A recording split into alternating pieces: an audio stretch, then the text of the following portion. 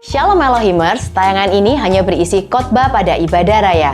Segmen lain dalam ibadah raya tidak termasuk dalam tayangan ini. Kami mengajak Bapak Ibu Saudara untuk hadir secara onsite di ibadah raya 1 pukul 6 pagi dan ibadah raya 2 pukul 4 sore di Main Hall GPDI Elohim Sidoarjo. Baik, firman Allah pagi hari ini saya berikan judul kobarkan apinya. Haleluya, katakan kobarkan apinya.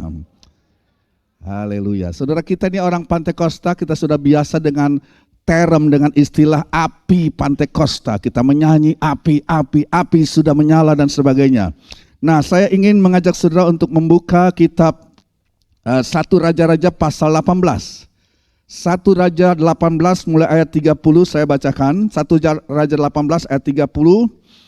Kata Elia kepada seluruh rakyat itu, datanglah dekat kepadaku.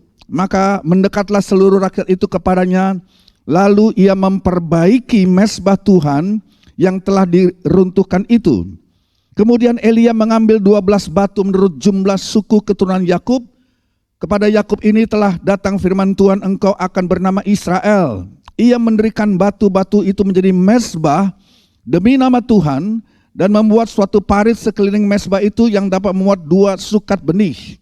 Ia menyusun kayu api, memotong lembu dan menaruh potongan-potongannya di atas kayu api itu. Kita lompat saja ke ayat yang ke-36. Kemudian pada waktu mempersembahkan korban petang, tampillah Nabi Elia dan berkata, ya Tuhan, Allah Abraham, Ishak dan Israel, pada hari ini biarlah diketahui orang bahwa engkaulah Allah di tengah-tengah Israel, dan bahwa aku ini hambamu dan hamba atas firman-Mu lah aku melakukan segala perkara ini. Saudara, ayat 36 ini kata-kata yang powerful. Ini kata-kata yang menyentuh hati saya sebagai hamba Tuhan. Saudara, betapa luar biasanya jika kita mempunyai hubungan yang begitu erat dengan Tuhan, sehingga waktu kita berdoa, waktu hamba-hamba Tuhan berdoa, waktu saudara berdoa untuk memohon pertolongan Tuhan, untuk memohon mukjizat Tuhan, maka kita berkata seperti Nabi Elia berkata, Tuhan, biarlah pada hari ini diketahui bahwa Engkaulah satu-satunya Allah yang hidup di Israel dan bahwa aku adalah hamba-Mu.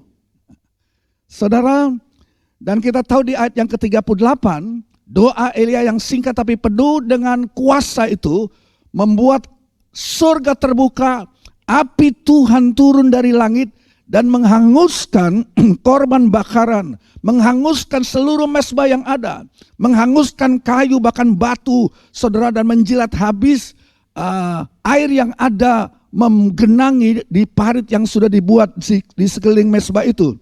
Ya, dan ketika semua orang melihat api itu turun dan membakar semua apa yang ada di mezbah itu, dikatakan mereka berseru, Tuhan dialah Allah, Tuhan dialah Allah. Pagi hari ini Bapak Ibu, saya ingin berkhotbah atau memberitakan kepada saudara tentang pentingnya api kudus Tuhan. Betapa pentingnya api Tuhan membakar kehidupan kita. Dan apa artinya itu bagi kita? Bagaimana kita membangun api di dalam kehidupan rohani kita. Api kita terus menyala, berkobar, tidak boleh padam. Jadi pentingnya api suci Tuhan, api kuasa Roh Kudus, dan bagaimana membangun api tersebut di dalam kehidupan kerohanian kita. Saya berikan sedikit satu ilustrasi singkat saja, saudara. Pada zaman para pionir ya, pionir di negeri Amerika di sana ya, saudara, penting pada zaman itu orang mengerti atau para pionir itu mengerti tentang pentingnya api ya bagi generasi-generasi pertama mengadakan penjelajahan pionir untuk membuka satu daerah baru, saudara. Ya, dan kisah ini diceritakan bagaimana ada seorang pendaki ya yang mau mendaki gunung atau merintis satu daerah baru ya, naik ke gunung, saudara, di daerah Yukon, Kanada ya. Dan saudara, pendaki itu cuma sendirian, tapi ada temannya, ada anjingnya, saudara ya. Dan dia hendak memasuki satu hutan belantara di musim dingin yang ekstrim, saudara. Nah, sebelum dia berangkat, dia bertemu terlebih dahulu dengan seorang pria tua yang sudah lama tinggal di daerah tersebut dan sudah sangat-sangat pengalaman, sangat-sangat mengenal daerah tersebut, saudara, dan sangat-sangat mengenal keadaan cuaca dan tantangan yang ada di sana pada saat itu. Dan ini orang pria tua ini sudah mengalami berbagai macam pengalaman ya yang sulit, saudara.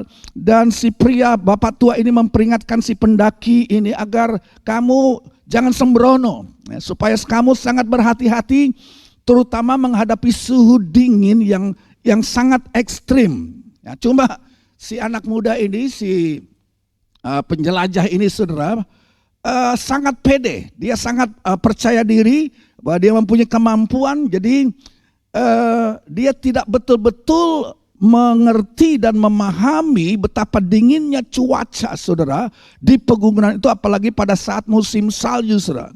Nah, kisah ini menceritakan bagaimana zaman itu orang kalau mengukur suhu ini berbahaya apa enggak, atau sangat dingin atau tidak, mereka meludah, saudara. Ya, jika mereka meludah, caranya mereka meludah, kalau ludahnya belum sampai tanah sudah membeku, wah itu bahaya. Jangan coba-coba keluar rumah. Kamu harus segera mendirikan atau membakar api supaya kamu tidak mati begitu, saudara. Ya, dan si pria tua ini memberikan nasihat penting, nasihat terpenting dalam kehidupan daripada si pendaki muda itu, bahwa dia mengatakan kalau suhu udara sudah mencapai minus 50 derajat atau lebih tinggi lagi, ya lebih rendah lagi, lebih dingin lagi, tolong kamu jangan coba pergi sendirian. Ya, harus ada temannya yang bisa menemani agar pada saat-saat kamu mengalami krisis ini ada orang lain yang bisa tolong kamu gitu. Tapi dasarnya anak muda di pede banget ya. Dia walaupun dia sudah mendengar nasihat tersebut, tetapi dia tetap saja berangkat, tidak ditemani oleh siapapun, cuma sama anjingnya aja, saudara. Dia merasa yakin bisa menghadapi tantangan-tantangan itu. Dan singkat cerita, saudara, di tengah perjalanan kecelakaan terjadi sebab dia terjatuh ke dalam danau yang sudah membeku tapi esnya tipis. Ya, itu air dingin banget, saudara. Dia kecebur di sana. Ya, dia sendirian. Dia berusaha bangkit keluar, akhirnya bisa keluar. Tetapi saudara, tangan dan kakinya mulai membeku dan dia tahu caranya adalah dia harus copotin semua sepatunya, mokasinya, saudara, supaya itu tidak mengganggu gerakan-gerakan tubuhnya. Ya, tetapi apa yang terjadi, saudara, dia bercakar begitu rupa dan dengan akhirnya dia bisa keluar ya dari air yang dingin tersebut, dan dia keluar, dia bersandar, dia berlindung di bawah sepohon cemara katanya, dan dia mengambil lumut, ranting-ranting kecil, saudara, untuk mulai membuat api, sebab api ini penting benar. Ya, dalam keadaan minus 50 itu api sangat penting, dan beruntung kok bisa korek apinya masih ada, ya, tidak terikut kejebur dan tidak basah, tapi dia taruh di tasnya.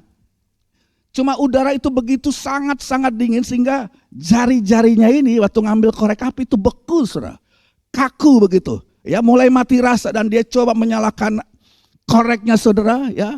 Cuma jari-jarinya tuh kaku, nggak bisa bergerak, ya, seperti beku begitu, ya. Dan ya bagaimana nggak bisa pegang, akhirnya dia pakai mulut, saudara.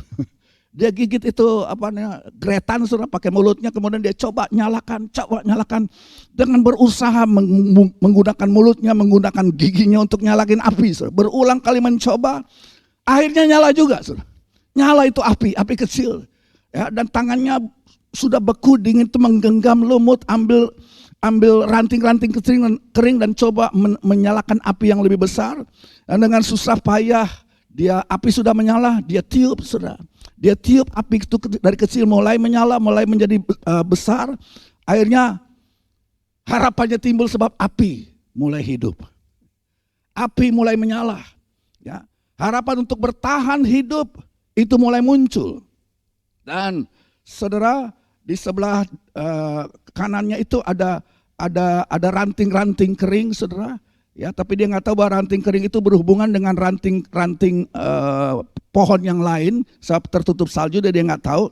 Nah dia pikir ini ranting, dia mau copotin, dia ambil untuk membakar, membuat nyala api yang sudah ada itu lebih besar lagi. Dia tarik, saudara.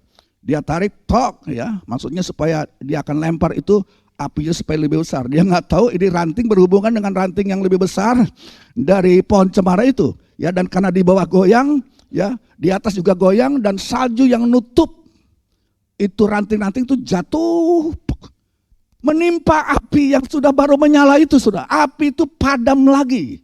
Api yang sudah berusaha dia nyalakan dengan susah payah, mati. Nah, saudara tahu ceritanya. Orang ini dengan anjing kecilnya itu mati. Tanpa bisa menolong dirinya lagi. Saya cuma mau menggambarkan di sini, mengajarkan kepada saudara bahwa sangat penting api di dalam kehidupan seseorang. Api itu sangat esensial, saudara. Api adalah sesuatu dari zaman dahulu harus tetap ada di rumah tangga, harus tetap hadir dalam setiap gerak kehidupan manusia. Api adalah sesuatu yang gimana ya, tidak bisa ditawar-tawar. Bahkan di zaman modern sekarang ini, di dapur rumah saudara ada api, saudara. Ya, api itu sangat penting, dan saya mau mengatakan yang namanya api itu juga sangat esensial. Sangat penting di dalam kehidupan rohani kita semua. Ya, saudara, kendaraan saudara perlu api untuk bisa bergerak. Ya, dan di zaman modern kita tahu ada api yang menyala di dalam mesin mobil kita yang menggerakkan roda-roda itu sehingga kita boleh berjalan pergi dari satu tempat ke tempat lain. Enggak ada api, yang enggak ada pergerakan. Enggak ada api, kita tidak bisa bergerak maju, saudara. Begitu juga secara rohani saya mau mengatakan, kalau saudara tidak mempunyai api dalam hidupmu, maka bagaimana kita mau bergerak kepada kehendak Tuhan? Saudara akan stuck dan tidak bisa bergerak menuju apa yang Tuhan mau dalam kehidupan saudara. Kita perlu api, sangat esensial. Apalagi kita orang Pantekosta. Kita tahu api Pantekosta itu penting banget, saudara. Untuk kita boleh bergerak, untuk kita boleh hidup, untuk boleh kita menyala dan berfungsi di dalam dunia ini, saudara. Dan saya sudah canangkan tahun 2025 adalah tahun di mana kita outreach. Ya, di mana kita meningkatkan pelayanan kita. Tapi tanpa api Roh Kudus tidak mungkin bisa, saudara. Tidak mungkin mampu kita ini. Ya, saudara, kita harus memiliki api Roh Kudus, ya, untuk setiap pelayanan kita, untuk setiap kesaksian kita, untuk setiap gerakan yang kita lakukan dalam gereja ini. Saudara, saya berdoa supaya gedung gereja ini dan semua jemaat yang berada di dalamnya terbakar dan menyala dengan api Pantekosta. Yang percaya katakan amin. Berikan kemuliaan bagi Tuhan. Kita membutuhkan api Roh Kudus dalam setiap aspek kehidupan kita. Di dalam keluarga saudara perlu ada api. Dalam pekerjaan saudara harus ada api. Ya, dalam kesaksian kita harus ada api. Dalam gereja kita yang pakai label Pantekosta harus ada api. Kita ingat Nabi Yeremia di dalam tulisannya, Nabi Yeremia, ya, dia katakan ada satu saat Nabi Yeremia mungkin sudah mau mundur dari pelayanan, ya, dan dia katakan aku udah nggak mau lagi ngomong, aku sudah tidak lagi mau berkhotbah sebab bangsa Israel itu begitu tegar tengkuk, begitu dingin. Tapi Alkitab katakan waktu dia berkata demikian, aku tidak lagi mau membuka mulutku. Tiba-tiba dia rasakan dalam tulang-tulangnya ada api yang menyala, ada api yang seperti tertutup, terbungkus dalam tulangnya, membakar kehidupannya, saudara. Itu Nabi Yeremia. Dia nggak bisa menahan dirinya. Api Roh Kudus yang ada dalam dirinya itu membakar dirinya, dan saudara, dia harus, saya pikir Yeremia itu seperti Nabi Pantekosta. Sebab ada api menyala di tulang-tulangnya. Dia pengkhotbah Pantekosta yang penuh dengan gairah, penuh dengan semangat rohani. Dia, saudara, dia tidak bisa berhenti berkhotbah. Dia api itu selalu membakar kehidupannya. Itu Yeremia. Kita ingat juga Nabi Yesaya, saudara. Nabi Yesaya juga mengalami api tersebut. Nabi-nabi perjanjian lama, dibakar dengan api tersebut. Alkitab berkata bahwa saudara, waktu Yesaya melihat satu visi dan dilihat ada malaikat dari sorga memegang cepitan, dia ambil api dari mezbah di sorga turun ke bumi ini dan dia bakar, dia sentuhkan api dari mezbah sorgawi itu di mulut daripada Nabi Yesaya. Saudara, betapa rindunya kita di zaman air ini, saudara. Mulut kita dibakar dengan api dari mezbah sorgawi tersebut. Saudara, api itu menyala dalam diri kita seperti Yeremia membakar tulang-tulang kita, saudara. Tapi bibir kita juga harus menyala. Bibir kita juga harus panas, saudara. Artinya waktu kita memuji Tuhan, waktu kita bersaksi, ada sesuatu yang panas menyala, saudara. Bibir panas, ya, siap untuk memuji Tuhan. Dan Nabi Yesaya katakan, Tuhan, utuslah aku untuk pergi. Jadikan aku hambamu dan saksimu. Tapi sebelum itu, mulut dia itu, sebab dia katakan, saya hidup di tengah-tengah bangsa yang najis bibirnya. Aku juga, ini cuma luar biasa banget. Siapa Yesaya? Dia seorang nabi yang besar. Tapi waktu api Tuhan itu turun, dia melihat dirinya banyak kekurangan. Dia melihat dirinya sama dengan bangsanya yang bibir mulutnya najis, saudara. Dan api itu, bahkan seorang hamba Tuhan sekaliber Yesaya, disucikan mulut bibirnya. Dan waktu api Allah itu menyentuh bibir mulutnya, dan dia katakan, utus aku Tuhan, siapa yang akan engkau utus? Ini aku hambamu, utus aku pergi. Dan biarlah bibir mulut saya dan saudara dibakar oleh api Pantekosta, disucikan. Sehingga perkataan-perkataan bibir mulut kita boleh menjadi berkat, boleh menjadi saksi, saudara. Di mana saja saudara berada. Itu Yesaya.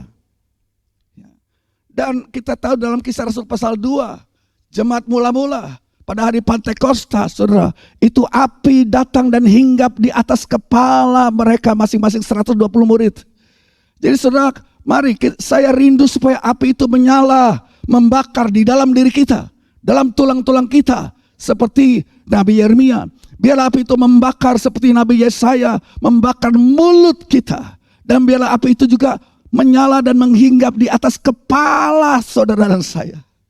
Saudara, saya rindu api itu sudah menyala di mulut saya, menyala dalam tulang saya, menyala di kepala saya. Menyala dalam kepala aku, artinya dia mengendalikan apa yang aku pikirkan. Dia menyucikan pikiranku.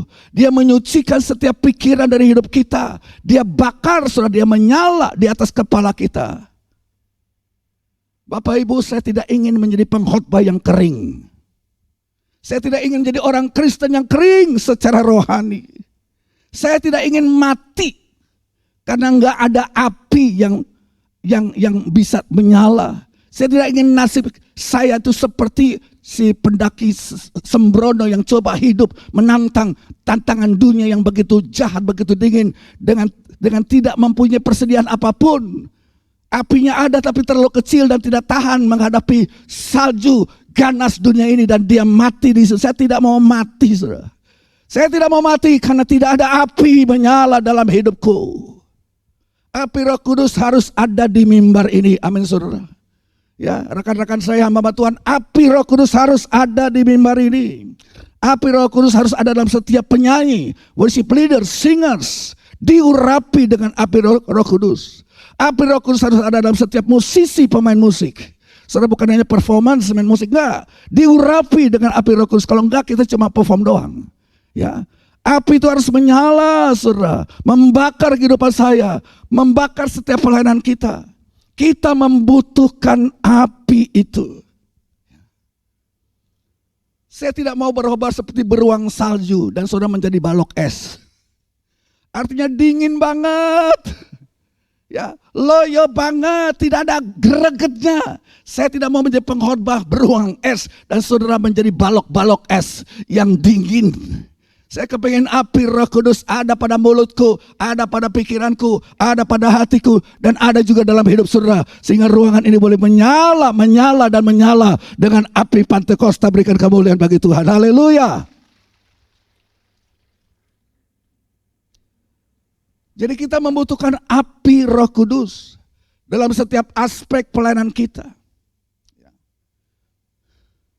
Pelayanan saya dan saudara bukan cuma formalitas, Bukan cuma rutinitas semata. Saudara harus dipenuhi dengan kuasa dan api dari Tuhan. Sehingga hidup kita, pelayanan kita bisa mempunyai dampak. Saya rindu pelayananku mempunyai dampak. Ya, cuma kemampuan berbicara saya tidak pandai bicara. Saudara. Cuma hanya kemampuan berpikir dengan segala kepintaran otak itu tidak pernah cukup. Saudara mungkin hanya dapat dipuaskan secara kepintaran dan terengah lihat orang bisa khotbah kalau menguraikan firman Tuhan itu begitu luar biasa dengan data dan fakta dan apa ya. Tetapi itu saja belum cukup, sebab mulut kita, hidup kita harus diurapi dan dibakar supaya kalau Paulus katakan bahwa pemberitaanku bukan hanya dengan kepandaian berbicara manusia, ya, tetapi dengan kuasa dan demonstrasi kuasa dan pemuratan kuasa Roh Kudus dalam hidup saya dan saudara. Itulah doa kami. Itulah doa kita sebagai hamba Tuhan. Saudara, kita harus memiliki api Tuhan supaya kehidupan kita boleh bersinar. Dan kita harus memiliki api Tuhan supaya saudara kita boleh membawa kehangatan dari Allah di tengah-tengah kedinginan saudara daripada dunia yang jahat. Kedinginan yang begitu parah yang bisa membuat orang membeku dan akhirnya mati saudara. Saudara, api itu akan menolong api yang ada dalam hidup. Makanya tadi dikatakan bahwa dalam ilustrasi tersebut gak boleh pergi sendirian. Itulah nafsunya orang pergi sendirian.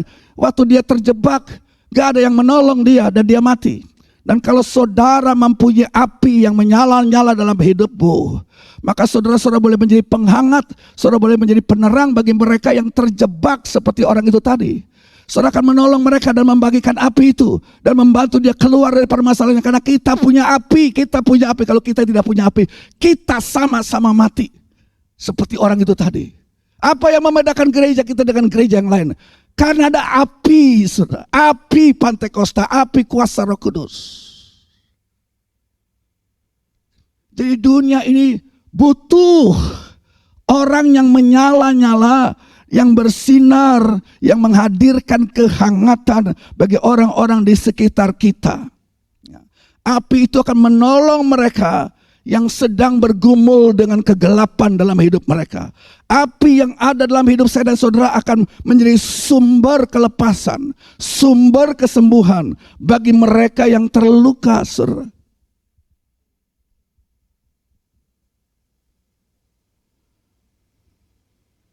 Kita membutuhkan api Tuhan. Kita membutuhkan api Tuhan dalam ekspresi penyembahan saudara. Dalam saudara menyembah Tuhan, menyanyi, tepuk tangan saudara, biarlah semua itu dibakar oleh api kuasa Roh Kudus. Dalam sorak-sorai kita, dalam kita tepuk tangan, dalam kita mengangkat tangan, dalam pujian dan penyembahan kita, dalam korban yang saudara berikan, dalam pemberian saudara, biarlah itu bukan hanya kebiasaan, bukan hanya karena dihimbau ada offering preaching. Dalam korbanmu biarlah itu pun dibakar dengan api kudusnya Tuhan, dibakar saudara, sehingga hati saudara terus menyala-nyala bagi Tuhan, karena itu yang berkenan kepada Dia. Dia kepingin seluruh gerak kehidupan kita dibakar dengan api Allah. Haleluya. Jadi saudara, saya ingin api Tuhan turun di dalam setiap aspek kehidupan kita, dalam setiap aspek pelayanan kita. Saya rindu melihat saudara sidang jemaat datang berbuat ibadah ya dengan rutin ya. Bukan sekedar menghadiri ya pertemuan ibadah rutin tiap minggu saudara ya bertemu berkumpul, tapi benar-benar manakala saudara berbuat ibadah berkumpul bersama-sama saudara mengalami hadirat Tuhan. Sebab hanya hadirat Tuhan yang dapat menolong saudara. Hanya hadirat Allah yang dapat mengubah hidup saudara. Ya. Jadi api Tuhan adalah hal yang esensial. Api Tuhan adalah hal yang sangat penting dalam kehidupan rohani kita. Kita tidak bisa suam kuku. Saya ingatkan kembali saudara, sebab ada nubuatan dalam kitab Wahyu bahwa gereja di zaman akhir, gereja yang ketujuh, gereja Laodikia adalah gereja yang suam, yang hangat, yang nggak dingin juga nggak panas, yang suam-suam, yang tidak membara bagi Tuhan. Saudara, di akhir zaman ini kita harus membara bagi Tuhan. Kita harus membiarkan api itu membakar hidup kita, membakar setiap dosa kita, membakar kehidupan kita yang apatis. Saudara, dan saya bersyukur gereja kita, gereja Pantekosta, dan biar kita pelihara api itu terus menyala di gereja ini. Amin, saudara, haleluya. Cuma untuk supaya menyala, tadi kita sudah lihat ada hal-hal yang dilakukan oleh Elia. Ini yang saya mau tekankan. Untuk supaya bisa menyala ada proses yang harus terjadi supaya api sorga itu turun dan membakar korban Elia. Jadi begini saudara, Tuhan tidak menurunkan apinya dengan sembarangan. Ya, ada prinsip-prinsip ilahi yang kita lihat dalam hidup Elia waktu dia siapkan mesbah itu bagi turunnya api Tuhan. Tuhan mau ya agar apinya itu menyala di antara umatnya. Jadi saudara perhatikan kalau kita sudah baca tadi bahwa Tuhanlah yang memerintahkan Elia pergi ke Gunung Karmel dan buat mesbah bagi Tuhan di sana supaya api Tuhan turun. Jadi ini bukan maunya Elia, ini maunya Tuhan. Sudah terlalu lama sudah keadaan kompromi yang dilakukan oleh Raja Ahab yang membuat bangsa Israel menyembah berhala dan mereka dikejar musuh, mereka di dalam kekalahan, mereka di dalam keadaan yang susah. Sudah terlalu lama dan mereka menghadapi masa kering yang luar biasa selama 3,5 tahun. Dan Allah mau menurunkan kembali hujan. Tapi untuk itu ya dia minta Nabi Elia, kamu harus naik ke Gunung Karmel, buat mesbah dan aku akan turunkan apiku di sana. Itu maunya Tuhan, dan saya mau katakan adalah kehendak Tuhan untuk melemparkan api yang membakar kita kembali gereja Tuhan di akhir zaman ini, Bapak Ibu. Ya, saudara. Tapi begini, mesbah itu harus benar. Tuhan tidak menurunkan apinya di atas mesbah yang sudah didirikan oleh berapa? 600 atau 700 penyembah-penyembah berhala, nabi-nabi penyembah berhala. Enggak. Elia harus membangun mesbahnya sendiri. Saudara. Ya. Jadi saudara, mesbahnya harus benar. Tuhan tidak menurunkan api itu di atas mesbah yang tidak benar. Berarti ada bagian Elia yang harus Elia lakukan. Ada bagian saya, ada bagian saudara yang harus saudara kerjakan terlebih dahulu sebelum melihat kuasa Tuhan itu. Kuasa yang besar. Api itu turun atas kehidupan kita. Saudara, sekali lagi kita tidak bisa puas dengan kehidupan rohani yang biasa-biasa saja. Ya, kita harus terus mencari Tuhan dengan penuh kerinduan, dengan hasrat yang penuh dengan gairah. Nah, mari kita akan lihat saudara bagaimana Elia membangun tempat ini. Ya, ada langkah-langkah yang harus kita ikuti, ada prinsip-prinsip yang kita harus jalani. Jadi ini proses membangun api Tuhan. Ada prosesnya. Ya, dan perhatikan saudara apa yang dilakukan Elia. Di langkah yang pertama kita lihat Elia mengambil 12 batu. Ya, 12 batu bukan batu sembarangan. Ya, dia menumpuknya satu persatu, membangunnya menjadi sebuah mesbah. 12 batu itu diatur begitu rupa menjadi sebuah mesbah. Dan ada pelajaran buat kita yang sangat penting, yaitu kalau kita ingin api Tuhan turun, kita harus mempunyai batu-batu fondasi yang benar. Ya, harus ada batu-batu fondasi yang akan membentuk mesbah di atas mana api Tuhan itu akan turun. Jadi itu yang pertama, harus mempunyai fondasi yang benar, dasar yang benar bagi turunnya api Tuhan. Jadi batu-batu yang digunakan oleh Elia bukan sekadar batu biasa, tapi batu yang dia pilih saudara, dan dikatakan itu batu mewakili 12 suku Israel. Dan saya mau katakan bahwa batu-batu itu masih tetap relevan sampai sekarang ini. Ya, batu-batu 12 batu fondasi itu masih relevan hingga hari ini. Kitalah Israel rohani, dan kita harus bangunkan mezbah itu dengan tidak sembarangan. Ada batu-batu yang disusun secara teratur dan di atasnya ditaruhkan kayu dan korban itu. Jadi saudara, saya kira saya hubungkan saudara 12 batu ini dengan hal-hal yang gak bisa kita kompromikan. Hal-hal dasar yang kita harus bangunkan, yang gak bisa kita campur-campur dengan yang lain. Itu merupakan batu fondasi di atas mana saudara Roh Kudus mau turun. Jadi kita lihat kalau saudara baptisan air yang saya selenggarakan, ya, para mereka yang akan ambil bagian kan saya suruh baca ya, 17 pengakuan iman GPDI. Ya. Kalau gereja lain mereka cuma 12, tapi kita 17. Saya kira ini merupakan hal-hal dasar yang kita tidak bisa kompromikan. Doktrin-doktrin firman Allah yang diambil dan merupakan 17 pengakuan iman inilah yang kita percayai sesuai dengan Alkitab, dan itu merupakan batu-batu dasar. Di atas mana saudara api itu mau turun? Ya. Saya singgung saja hal-hal yang awal saja. Ya.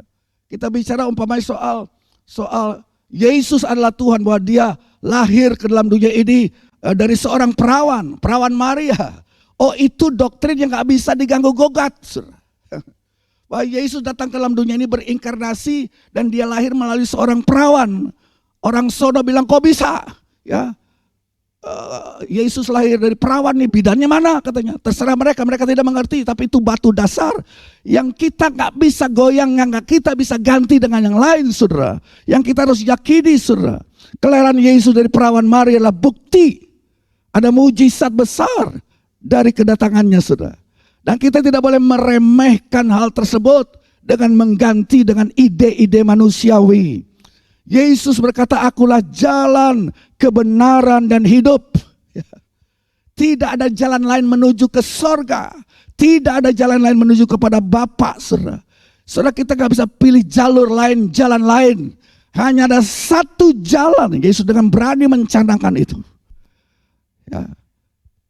Nah, itulah hal-hal mendasar yang kita tidak mau campur-campur dengan yang lain, saudara.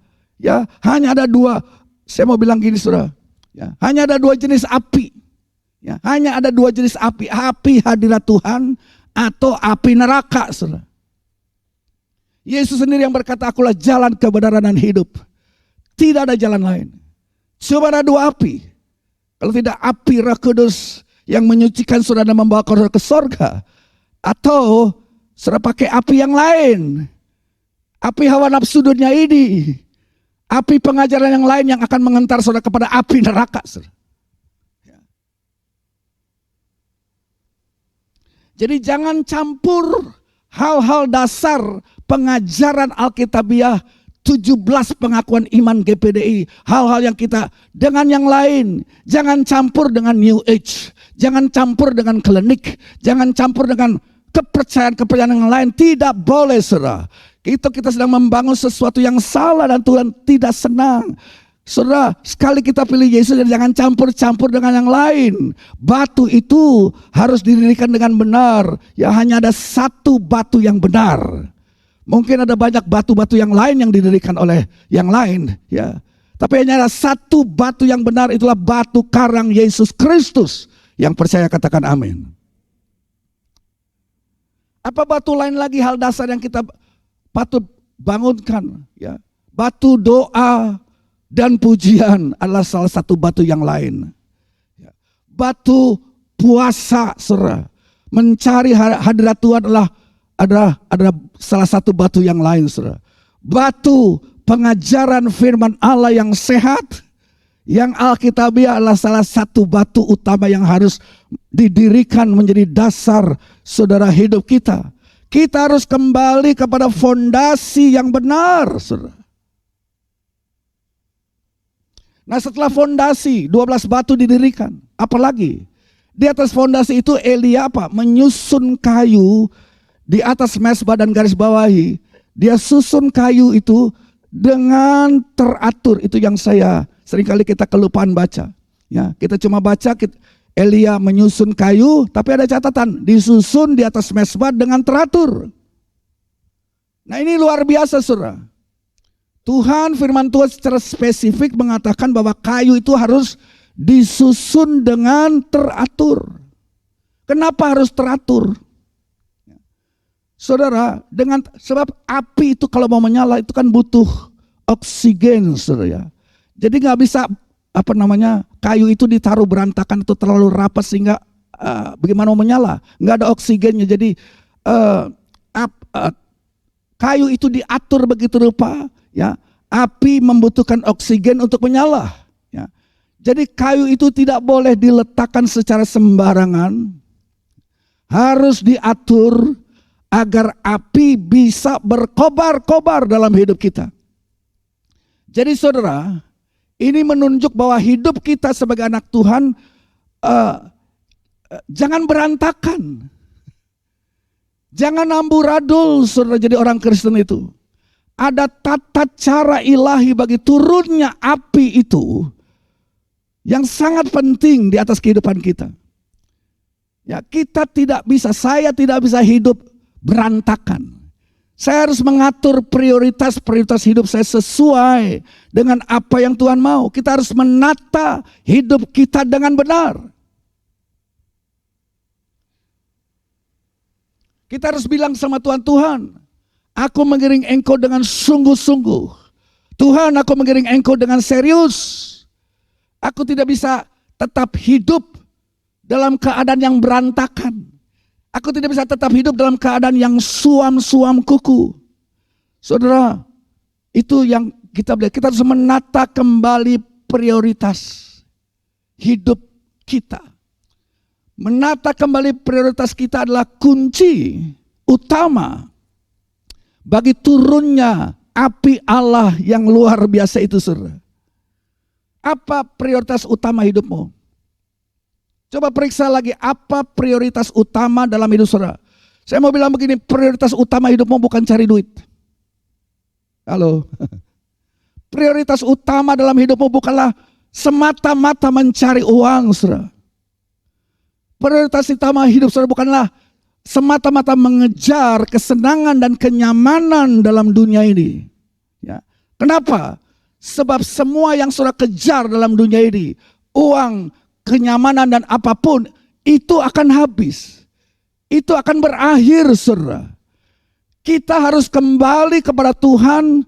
Kita harus menjadikan Dia sebagai prioritas utama kita. Kita harus kembali kepada mezbah doa. Kita harus kembali kepada firman Tuhan. Kita harus kembali kepada pujian penyembahan dengan hati yang sungguh. Kita harus kembali kepada hati yang hancur di hadapan Tuhan. Menangis di hadapan hadiratnya, saudara. Kita harus kembali kepada penyembahan yang sejati. Jadi kayu ini harus disusun. Harus teratur.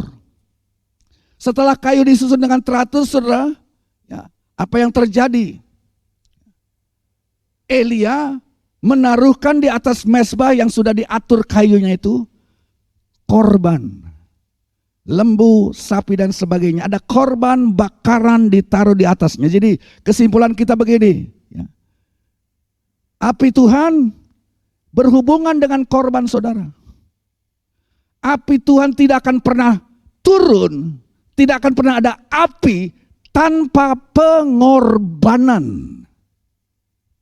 Ini bukan api gampangan, saudara.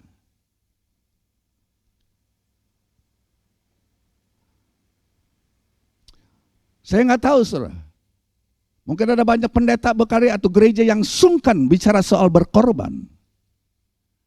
Saya berusaha supaya saya jangan sungkan bicara soal berkorban. Sebab pengorbanan, baik dalam pelayanan, baik dalam saudara pengiringan saudara kepada Tuhan itu sesuatu yang sangat esensial bagi menyalanya api itu dalam kehidupan saya dan saudara. Ya. Berapa banyak dari saudara mungkin yang hadir pada pagi hari ini? Ya, saya tidak mau menghakimi. Tapi berapa banyak daripada saudara yang ikut dan menonton channel YouTube kami, saudara, yang datang dengan satu sikap berkorban, bukan Saudara datang untuk ya menonton dan menikmati. Bukan cuma itu. Ya. Sangat sedikit mungkin orang yang datang berbuat ibadah, mau berkorban, mau memberikan waktumu, mau memberikan tenaga saudara, berkali talenta saudara, sumber daya saudara, barangkali bagi pekerjaan Tuhan. Banyak orang berpikir, kan Tuhan Yesus sudah berkorban. Untuk apa dia berkorban bagi kita? Kita tinggal menikmati, betul di satu sisi. Tapi Tuhan mau saudara, kalau saudara mau melihat berkat Tuhan, kalau saudara mau melihat api berkat yang luar biasa turun atas hidup saudara, mau gak mau di atas mezbah yang sudah diatur rapi, di atas kayu yang sudah diatur rapi, ada korban. Sebab tanpa korban, tidak ada api yang akan jatuh dari langit. Saya mau bilang begini, tingkat api yang akan kita alami dalam hidup kita selalu sebanding dengan tingkat pengorbananmu.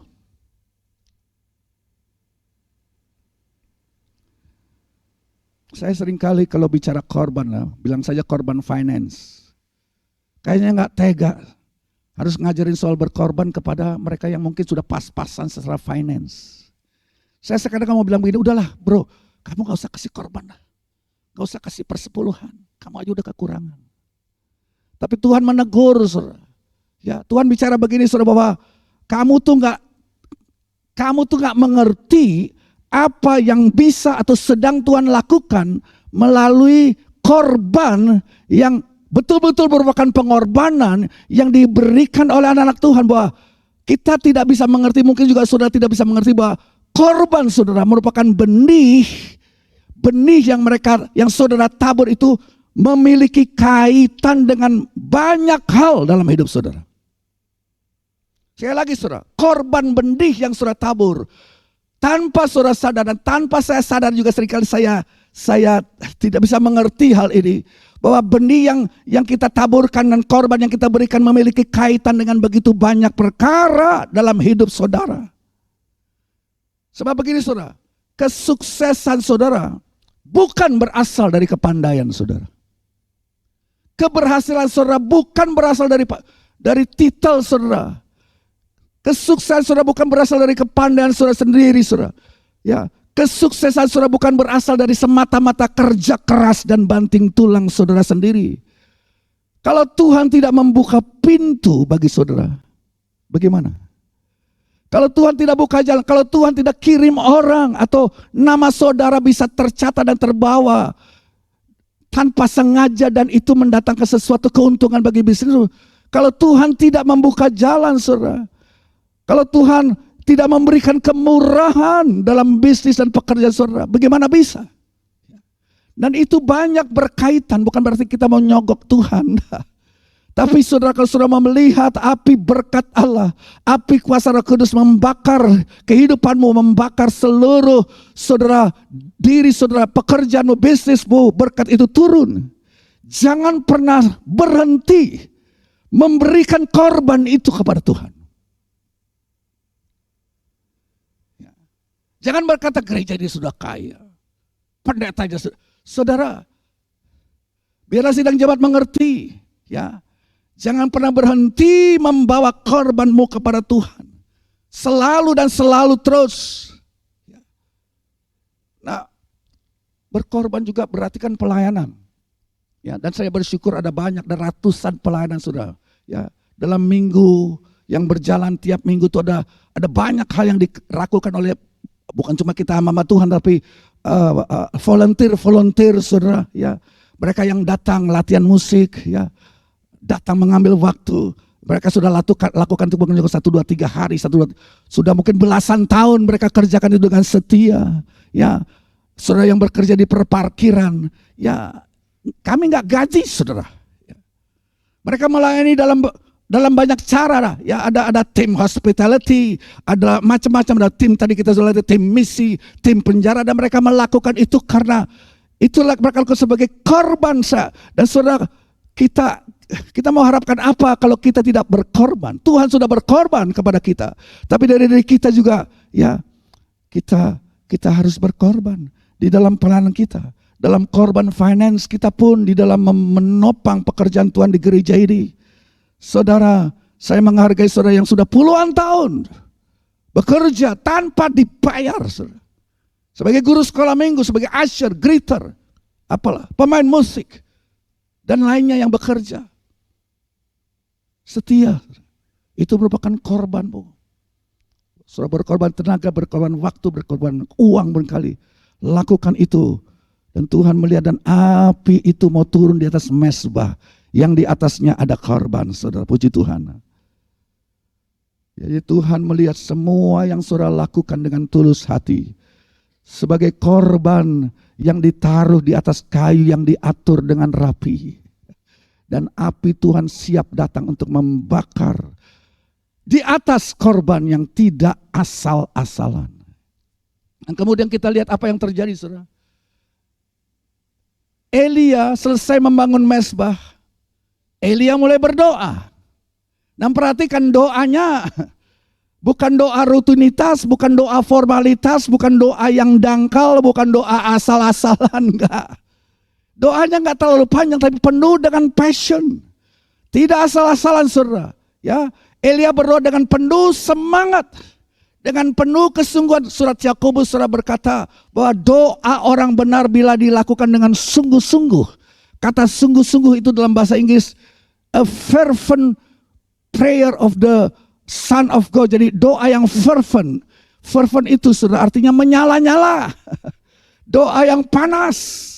Doa yang membara. Bukan doa yang diem atau doa yang dingin. Bukan doa yang ngantuk. Tapi ini doa penuh intensitas. Saya mau doa-doa kita, saudara. Ya, kami sudah pergi dan selama 3 hari, 4 hari ada di Korea. Itu di gereja yang berdoa. Kalau mereka berdoa, itu api menyala dan mereka berdoa, menyala dan mereka berseru. Itu seperti satu mesin yang sedang bergemuruh, saudara, di seluruh ruangan itu. Doa yang penuh intensitas dan ketekunan. Saudara, saya rindu berdoa seperti hal tersebut. Api itu turun. Seperti turun di atas doa Elia yang fervent, yang bersemangat, yang tidak asal-asalan, yang bukan cuma rutinitas. Dan satu hal lagi saudara, perhatikan kita bicara tentang api. Api yang menyala dengan cukup besar. Api yang menyala dengan cukup panas itu bisa membakar apa saja. Dan di mana saja. Asal apinya gede dan karena besar cukup. Gak ada yang bisa menghalangi api yang sudah membesar dan panas itu, saudara. Nah ini menarik, ada satu cerita. Ya. Di tahun 1836, ya abad ke-19, di Amerika Serikat lagi, ya, ada kantor paten, saudara tahu ya. Kantor paten, ya ini terdapat di Amerika, ya di sini juga ada pasti. Jadi hak-hak paten itu saudara dari berbagai penemuan-penemuan yang berguna bagi manusia itu dipatenkan, ya didaftarkan di kantor paten yang ada di Amerika. Di sini juga ada. Jadi kalau sudah mempunyai penemuan yang luar biasa, sudah bisa patenkan itu supaya nggak bisa dibajak oleh orang lain. Nah, di kantor paten Amerika saudara, di mana semua berbagai penemuan itu disimpan, tetapi satu saat kebakaran besar terjadi. Kebakaran besar terjadi dan semua barang-barang yang dipatenkan itu habis kebakar. Dan salah satu yang dipatenkan apa? Ini lucu, saudara. Salah satu yang dipatenkan saat itu adalah paten asli hidran pemadam kebakaran. Jadi pada saat itu abad 19 belum ada, gimana ya, hidran itu belum ada. Tapi ada orang pintar yang menciptakan ada keran air bagaimana saudara, ada hidran sehingga kalau pemadam kebakaran datang langsung tancap di situ, langsung bisa memadamkan api. Itu hidran patennya dipatenkan. Ini ciptaan saya. Lah paten itu kebakar. Kan lucu saudara.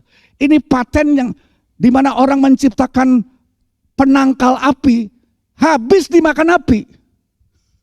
Ironis banget saudara. Ya, bagaimana paten asli untuk hidran pemadam kebakaran hangus terbakar dalam kebakaran. Pelajarannya begini saudara, pelajarannya begini. Saya ingin kasih tahu kepada saudara. Jika api Tuhan cukup besar dalam hidupmu. Sekali lagi saudara. Jika api Allah cukup besar dalam hidup saya, maka tidak ada satupun yang bisa memadamkannya. Yang percaya katakan, kalau api itu cukup besar menyala dalam hidupmu. Sebab begini saudara, iblis coba menciptakan hidran-hidran, ya, yang coba membunuh iman saudara. Iblis mungkin akan mencoba menyiramkan air hidran itu ke atas mimpi-mimpi besar saudara dan berkata, mimpimu tidak akan terjadi, imanmu tidak akan terwujud. Iblis mungkin mencoba memadamkan keyakinan saudara bahwa Tuhan akan menggenapi janji-janjinya.